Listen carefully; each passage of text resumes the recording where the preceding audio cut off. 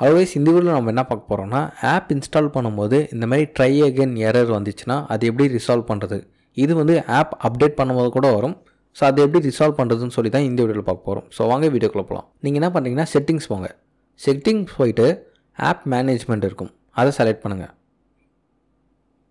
App management போயிட்டோடனே இப்போ நம்ம என்ன சர்ச் பண்ணுறோன்னா ப்ளே ஸ்டோர்னு சர்ச் பண்ணுங்கள். கூகுள் ப்ளே ஸ்டோர் வரும். இதில் ஸ்டோரேஜ் யூசேஜை வந்து செலக்ட் பண்ணுங்கள். செலக்ட் பண்ணதுக்கப்புறம் கிளியர் டேட்டாவை செலக்ட் பண்ணுங்கள்.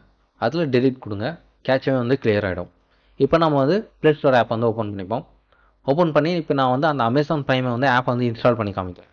ஸோ அந்த எரர் வருதா என்னன்னு சொல்லிட்டு இப்போ நான் வந்து அமேசான் ப்ரைம் வீடியோ வந்து ஓப்பன் பண்ணிக்கிறேன். இன்ஸ்டால் வந்து செலக்ட் பண்ணுறேன். இப்போ வந்து பார்த்தீங்கன்னா அந்த பர்சன்டேஜ் வந்துச்சு, ஆப் வந்து இன்ஸ்டால் ஆகுது.